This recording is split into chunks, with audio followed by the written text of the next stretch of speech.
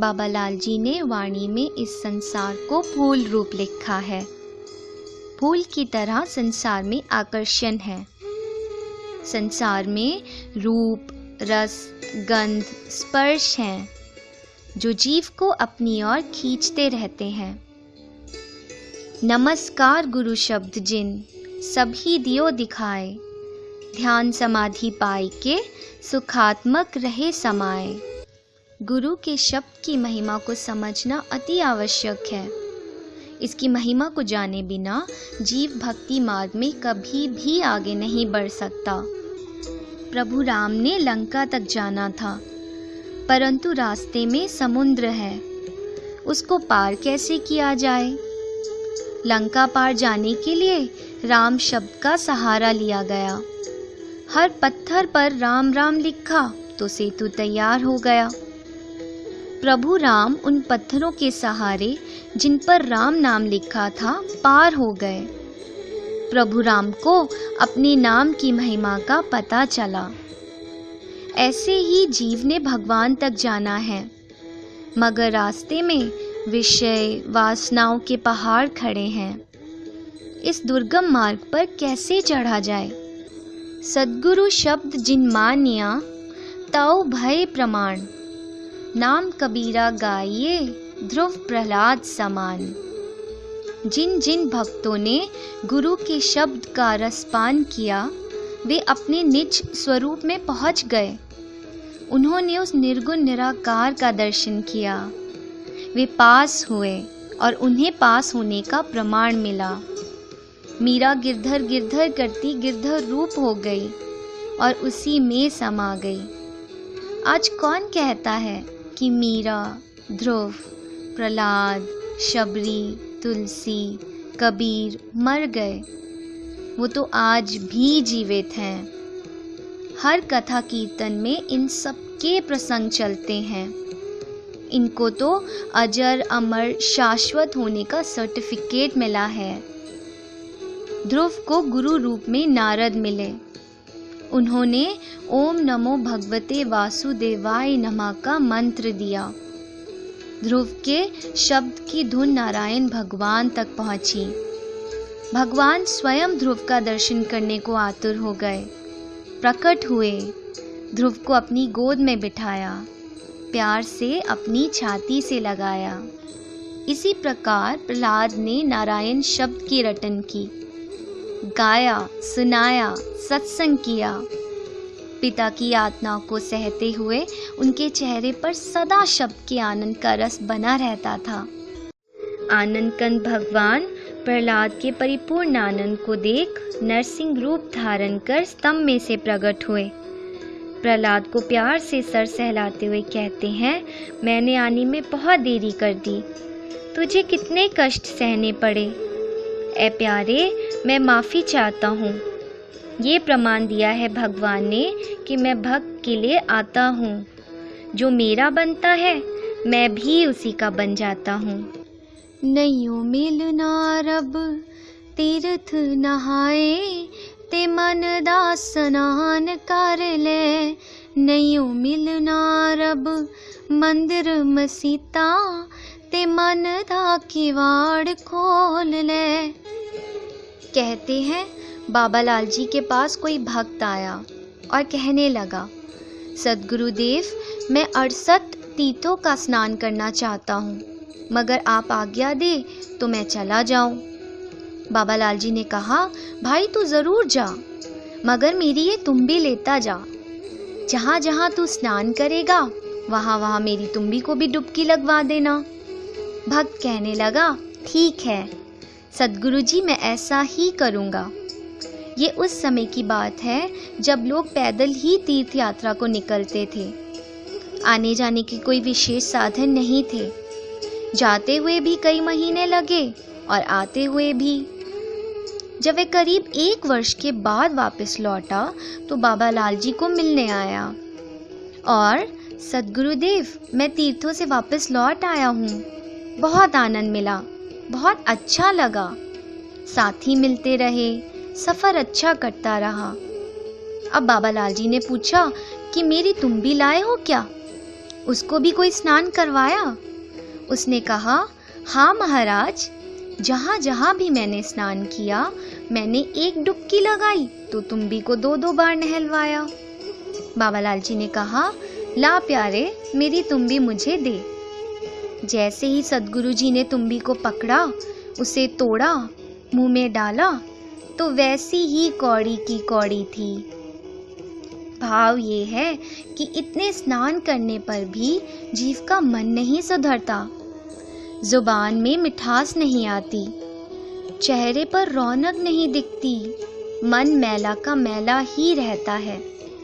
गंगा यमुना सरस्वती पुष्कर हर केदार, शब्द मान सिद्धि पाइए, तरत न लागे वार। बाबा लाल जी कहते हैं कि हमने गंगा, यमुना, सरस्वती, पुष्कर व केदारनाथ जाते हजारों यात्री देखे हैं। इतने तीर्थों की यात्रा कर लेने पर भी जीव के चेहरे पर आनंद नहीं दिखता, सच्चे सुख का अनुभव नहीं होता। मैला कुचैला मन जैसा जाता है वैसा ही वापस आ जाता है। जीव कहता है कि मैं हरिद्वार गया। अगर हरिद्वार गया है प्यारे, तो तेरे चेहरे से हरि का दर्शन होना चाहिए। फिर भी मन उदास और दुखी क्यों है? सचखंड जाओ, सचखंड का दर्शन करो, और चेहरे से सच का दर्शन ना हो तो ये कैसा दर्शन है? तीर्थों पर जाकर सच की तलाश करो, झूठ से छूटने की कोशिश करो, साथ में शब्द का पान करो, तो भाई तेरा तीर्थ जाना सफल हो जाएगा, सिद्धियां मिलने लगेंगी और तू तर जाएगा। नारद जी का श्रीमद् भागवत में आनंदमय प्रसंग है। नारद की पहले जन्म की कथा आती है कि नारद की माँ लोगों के घर सेवा का काम करती थी। गांव में चौमासा करने कुछ संत आए।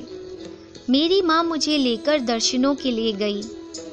मेरी माँ ने संतों से आग्रह किया कि मैं तो लोगों के घर का काम करती हूँ और ये बच्चा सारा दिन बच्चों के साथ गलियों में घूमता रहता है, ये बिगड़ जाएगा। आप कृपा करके इसे अपने पास रख लें, ये आपकी सेवा करेगा। नारद कहते हैं कि मेरे भाग जागे और मैं संत शरण में आया। छोटी छोटी सेवा जो मैं कर सकता था करता। फूल ले आता, आसन लगा देता, पानी भर देता। इसके साथ साथ मुझे दोनों समय संतों की कथा सुनने को मिलती। संत भगवान कृष्ण की कथाएं सुनाते। मैं 5-6 वर्ष का था। सुनते सुनते कृष्ण लीलाओं का आनंद आने लगा। दिनों दिन आनंद बढ़ता गया, मनोवृत्तियां बदल गई। मैं उदास रहने लगा। उदास का भाव है कि मैं अपने नज़दीक आ गया। बाहरी बच्चों के साथ खेलना छूट गया। अकेले रहना अच्छा लगने लगा। चुप रहने लगा। सुबह शाम सत्संग होता। मन सुनते सुनते आनंद का अनुभव करने लगा। 4 मास बाद संतों ने पारायण किया। मैं सारा दिन सेवा में लगा रहा। शाम के 5 बज गए। संतों ने भोजन किया। एक संत ने मुझे पूछा, बच्चा तुमने खाना खाया? तो नारद ने कहा, नहीं। संतों को दया आई। उन्होंने अपनी थाली का बचा प्रसाद मुझे दे दिया, जिसको खाते ही नारद कहते हैं कि मेरे भीतर ज्ञान, विराग और भक्ति तीनों जाग गए। शाम को जब सत्संग हुआ, संतों ने धुन लगाई। उस दिन का आनंद ही कुछ और था। मेरा देह भान छूट गया और मैं थई थई नाचने लगा। संत चले गए तो मैं घर लौटा। संतों के वचनों के अनुसार मैं जाप करने लगा, मगर चलते फिरते। एक दिन माँ का अचानक देहांत हो गया। गौशाला में एक सांप ने मेरी माँ को डस लिया। माँ के चले जाने के बाद मैं घर से निकल हरिद्वार में आ गया। एक पीपल के वृक्ष के नीचे बैठकर 1 करोड़ जप किया। इतना नाम जपा, मगर भगवान का एक बार भी दर्शन नहीं हुआ। एक दिन बहुत वैराग आया तो मैं बहुत रोया। मैंने पूछा कि प्रभु तेरा मिलन कब होगा? क्या मेरा सिमरन तुझे स्वीकार नहीं हुआ? नारद कहते हैं कि ऐसा सवाल करता हुआ मैं अर्ध चेतना में चला गया। एक प्रकाश की झलक प्रकट हुई और मेरी ओर आई। आकाशवाणी हुई कि इस जन्म में मेरा और तेरा इतना ही संबंध है।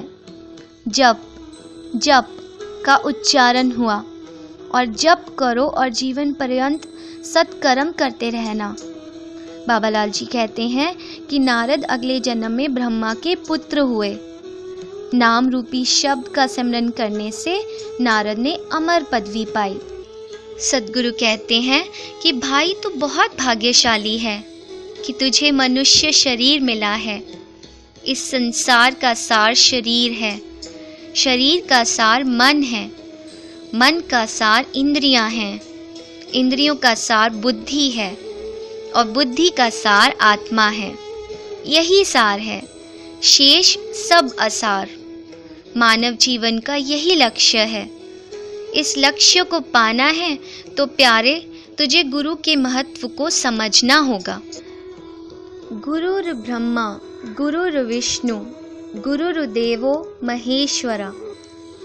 गुरु ब्रह्मा है, भाव ब्रह्मा सृष्टि की रचना करते हैं, तो गुरु तुझे निर्मल बनाकर शुद्ध बुद्ध स्वरूप का दर्शन करवा देते हैं। गुरु विष्णु हैं, भाव विष्णु भगवान संसार का पोषण करते हैं, मगर गुरु तो श्रद्धा भाव भक्ति उजागर करते हैं। गुरु अपने ज्ञान से आत्मा को पुष्ट करते हैं। गुरु के वचनों से मन को खुराक मिलती है, मनोबल बढ़ता है। मन और आत्मा रूखे सूखे नहीं रहते, दोनों में आनंद का संचार होता है। गुरु शंकर हैं, भाव शंकर भगवान तो संसार का संहार करते हैं, मगर गुरु जीते जी मरना सिखाता है। गुरु अपने वचनों से संकेत करते हैं कि अपने अहम को मार, मैं मेरी को खत्म कर, राग द्वेष से ऊपर उठ, विषय वासनाओं से पल्ला झाड़, इच्छाओं कामनाओं को मार। गुरु ऐसे मरना सिखाते हैं कि जीव इन विकारों को मारते मारते भीतर से एक दिन मर जाता है। उस शेष परमात्मा के सिवाय कुछ भी नहीं रहता। नमो नमो गुरुदेव हृदय, अंतर रहे विराज, भीति मेति निर्भय किए, पूर्ण भय सब काज। Please hit the like button if you like this video. Leave your comments. Also, please subscribe my channel for future videos.